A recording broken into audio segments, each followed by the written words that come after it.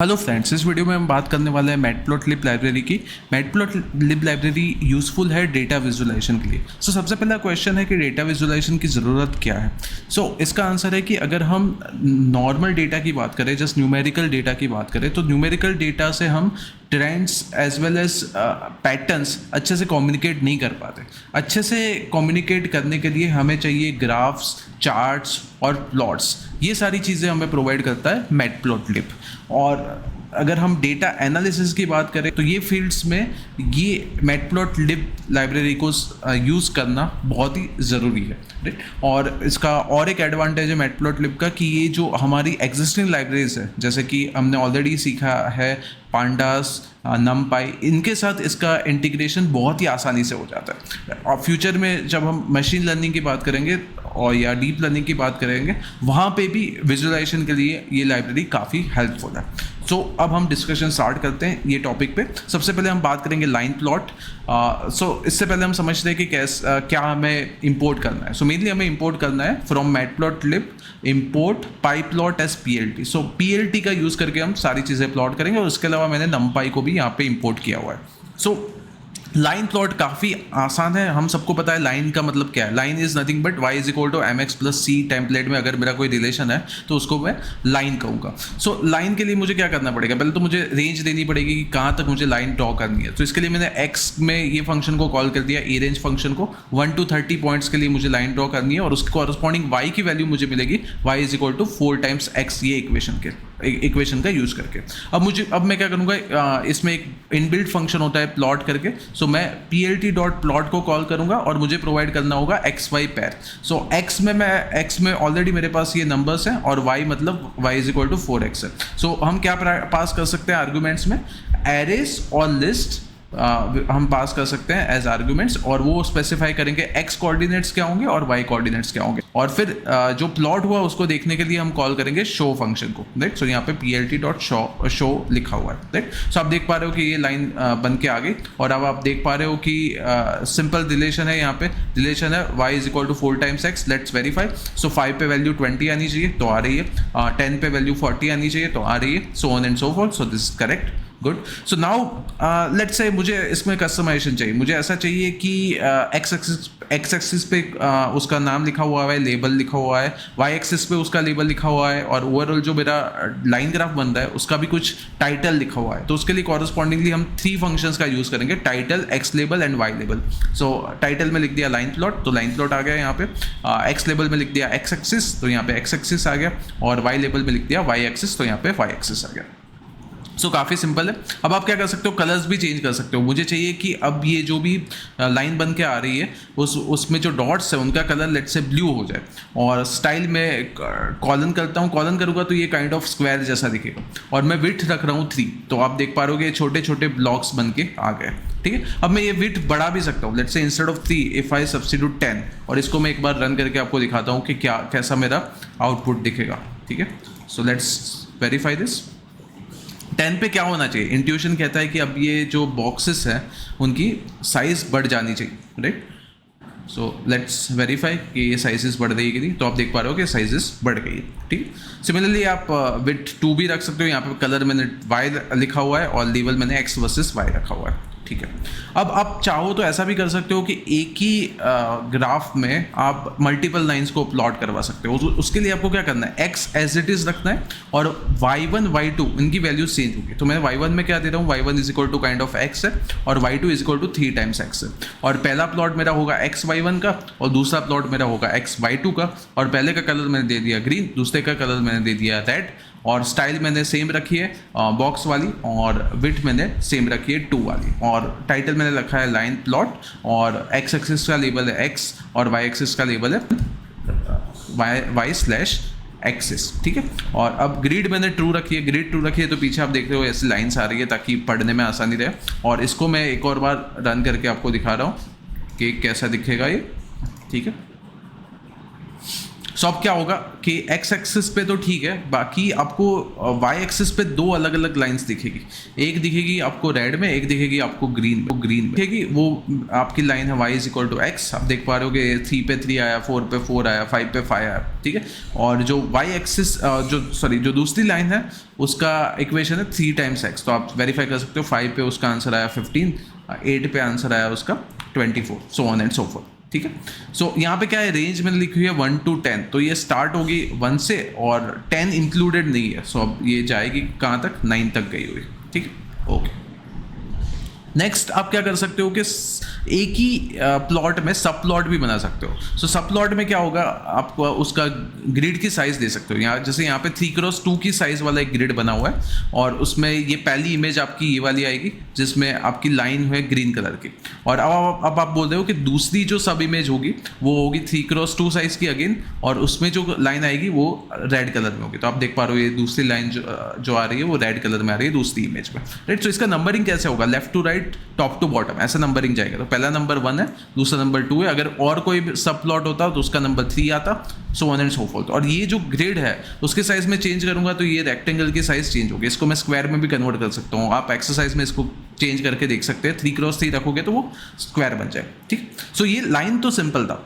अब नेक्स्ट समझते हैं बार प्लॉट क्या होता है, राइट। सो अगेन एग्जांपल से मैं बताता हूँ कि क्या है ये। मेनली कैटेगोरिकल डेटा जो होता है उसको कंपेयर करने के लिए यूजफुल रहता है। सो अब हमें मेनली ये ट्यूटोरियल में ये समझना है, सिंटैक्स तो काफ़ी आसान है, बहुत ही आसानी से आपको याद आएगा कि कैसे आप ड्रॉ कर सकते हो ये ग्राफ्स या प्लॉट्स, बट ये समझना जरूरी है कि कौन सी सिचुएशन में कौन सा प्लॉट या ग्राफ ज़्यादा अप्रोप्रिएट रहेगा, राइट। सो इसलिए मैं एग्जांपल्स लेके आपको बताऊंगा कि अगर इस टाइप का डेटा आपके पास है तो लेट्स से बार ग्राफ या बार प्लॉट सही रहेगा। अगर टाइप 2 का डेटा है आपके पास तो हिस्टोग्राम सही रहेगा, या टाइप 3 टाइप का डेटा है तो स्कैटर प्लॉट सही रहेगा, राइट। सो क्या ऑब्जेक्टिव है और किस टाइप का डेटा है हमारे पास, उसके अकॉर्डिंग हम डिसाइड करेंगे कौन सा प्लॉट अप्रोप्रिएट रहेगा हमारे डेटा के लिए, राइट। सो कैटेगोरिकल डेटा है हमारा तो उस केस में बार प्लॉट ज़्यादा यूजफुल रहेगा, राइट। सो इसमें क्या होगा, जो भी डेटा होगा वो रेक्टेंगल बार्स में रिप्रेजेंट होगा और हाइट से हमें पता चलेगा कि उसकी वैल्यू क्या है कॉरस्पॉन्डिंग कैटेगरी की, राइट।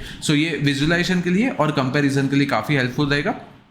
कुछ एग्जांपल्स देखिए कहाँ पे यूजफुल रहेगा, तो कैटेगोरिकल डेटा जहाँ पे भी आता है, डिफरेंट कैटेगरीज है या ग्रुप्स है, जैसे हमें पता लगाना है कि मैंने कोई प्रोडक्ट लॉन्च की, लेट्स से कोई कंपनी ने कोई प्रोडक्ट लॉन्च की और वो प्रोडक्ट का सेल्स सिटी वाइज अगर कंपेयर करना है कि लेट्स से अहमदाबाद में कितना है, जयपुर में कितना है, कोलकाता में कितना है, चेन्नई में कितना है, तो उस टाइप का अगर डेटा है हमारे पास तो ये काफ़ी यूजफुल रहता है बार ग्राफ, राइट। और ये फ्रीक्वेंसी या काउंट दिखाने के लिए भी हेल्पफुल रहता है, जैसे कि लेट्स से ग्रेड्स आए हुए हैं तो ग्रेड्स अलग अलग लेवल पे कितने स्टूडेंट्स हैं, फर्स्ट क्लास कितने स्टूडेंट्स का है, सेकंड क्लास कितने स्टूडेंट्स का है, फेल कितने स्टूडेंट्स हुए हैं, राइट, डिस्टिंक्शन कितने स्टूडेंट्स का है, तो तभी भी वो ये हेल्पफुल रहता है। सो मैंने एक छोटा सा एग्जांपल बनाया, मैंने यहाँ पे ग्रेड डिस्ट्रीब्यूशन तो नहीं है, जस्ट 4 स्टूडेंट्स के मार्क्स मैंने लिखे हुए हैं कि रवि के कितने आए, प्रिया के कितने हैं, आरव के कितने आउट ऑफ 100 और स्नेहा के कितने हैं। सो एक्स में मेरा एक एरे है नंपाई एरे जिसमें ये 4 स्टूडेंट्स के नाम है, और वाई में मेरे उनके जो मार्क्स है वो है। और अब मैं क्या करूँगा, प्लॉट डॉट बार फंक्शन को कॉल करूंगा x, y, तो ये बार ग्राफ बन के आ गया जिसमें आप देख पा रहे हो कि x एक्सिस पे स्टूडेंट्स के नाम है और y एक्सिस पे उनके कॉरस्पॉन्डिंग मार्क्स है। तो ये हाइट से आपको पता चलेगा कि कौन विनर है, किसके मार्क्स हाईएस्ट है। रिलेटिव परफॉर्मेंस मेजर करने में काफ़ी आसानी रहती है इससे। आप कुछ सेल्स टाइप का भी कर सकते हो कि लेट्स से एप्पल्स कितने बिके या बनानास कितने बिके, तो x में आपके वो एंटिटीज़ के नाम है, y में कितना उसका सेल हुआ वो है, तो फिर आप ऐसे कंपेयर कर सकते हो ये ग्राफ बार प्लॉट करके। फिर आप दूसरा क्या कर सकते हो इसमें कि आपको हॉरिजॉन्टल चाहिए तो बार के बाद h लिख दो, तो आप यही सेम डेटा जो मार्क्स का है वो आपको हॉरिजॉन्टल वे में रिप्रेजेंट होकर मिलेगा, राइट। तो बार्स हॉरिजॉन्टली बढ़ रहे हैं, राइट, आप देख पा रहे हो। x एक्सिस पे मार्क्स हो गए, y एक्सिस पे स्टूडेंट के नाम हो गए, ओके। फिर आप कलर भी चेंज कर सकते हो, चाहे तो ये बार्स आप रेड कलर में प्लॉट कर सकते हो। कलर एक पैरामीटर ऐड कर दिया जिसमें रेड वैल्यू दे दी तो रेड हो गए सारे आपके पास। फिर ग्रीन करना चाहो तो ग्रीन भी कर सकते हो, राइट। और आप विड्थ भी चेंज कर सकते हो, ये जो रेक्टेंगल्स है उनकी, ठीक है, ओके। अब नेक्स्ट इंपॉर्टेंट जो हमारा टाइप है वो है हिस्टोग्राम, राइट। नेक्स्ट इंपॉर्टेंट जो हमारा प्लॉट है वो है हिस्टोग्राम। सो इसका यूज़ हम एक्सटेंसिवली करने वाले हैं नेक्स्ट मॉड्यूल में। इसका ऑब्जेक्टिव क्या है, लाइक एक एग्जांपल से मैं बताना चाह रहा हूँ कि ये क्या किस पर्पस के लिए यूज़फुल रहेगा। लेट्स से आपकी एक शॉप है और आपको एक एनालिसिस करना है कि कौन सी एज ग्रुप के लोग आपके कौन से एज ग्रुप की आइटम्स आपके शॉप से ज़्यादा बिक रही है। तो जो आइटम ज़्यादा बिकेगी उस पर्टिकुलर रेंज के कस्टमर्स को आप अट्रैक्ट करने के लिए और प्रोडक्ट्स बनाना शुरू कर सकते हो, और प्रोडक्ट्स रख सकते हो आपकी शॉप में।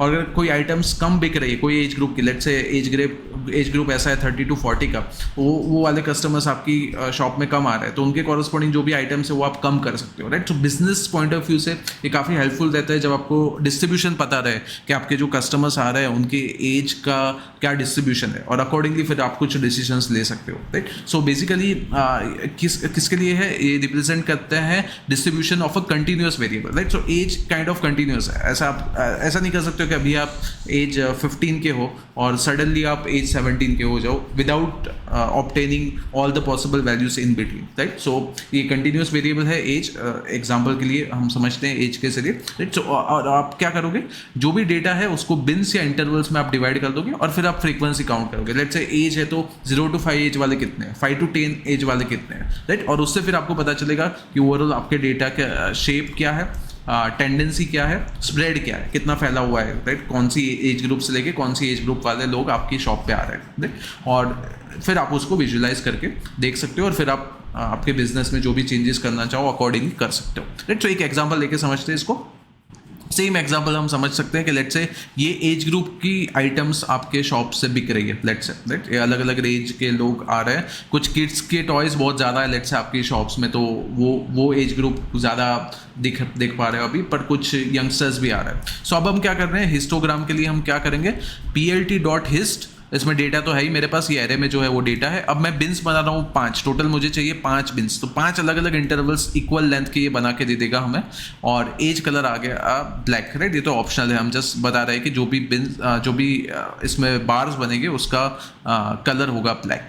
और अब आप लेबल्स दे रहे हो कि एक्स में वैल्यू है, वाई में फ्रीक्वेंसी है और टाइटल आपका हिस्टोग्राम। तो ऐसा हिस्टोग्राम बन के आ गया और इससे काफ़ी इंसाइट्स मिल रही है। क्या इंसाइट्स मिल रही है कि 0 to 5 एज वाले 20 कस्टमर्स आए पर्टिकुलर वीक में, लेट्स से 5 से 10 एज के बीच वाले बहुत ही कम आए हैं, रफली 3 ही कस्टमर आए, 10 to 15 वाले फिर भी 10 जितने आए हुए, राइट। और आगे अगर जाओ तो 15 to 20 वाले बहुत कम है, 20 to 25 वाले कुछ है, राइट। सो अकॉर्डिंगली फिर आप आपके शॉप में जो भी टॉयज रख रहे हो या चीज़ें रख रहे हो वो चेंज कर सकते हो, राइट। सो यहाँ पे बिन्स 5 का मतलब क्या है कि 1 2 3 4 5 आप देख पा रहे हो, टोटल 5 ही ऐसे रेक्टेंगल्स बार्स बन के आए, राइट। सो बार ग्राफ और हिस्टोग्राम में कंफ्यूज नहीं हो रहा है, पर्टिकुलर कैटेगरी वाइज बात कर रहे हो, यहाँ पे आप रेंज की बात कर रहे हो, राइट। सो ये डिफरेंस है हिस्टोग्राम में और बार ग्राफ में, ओके।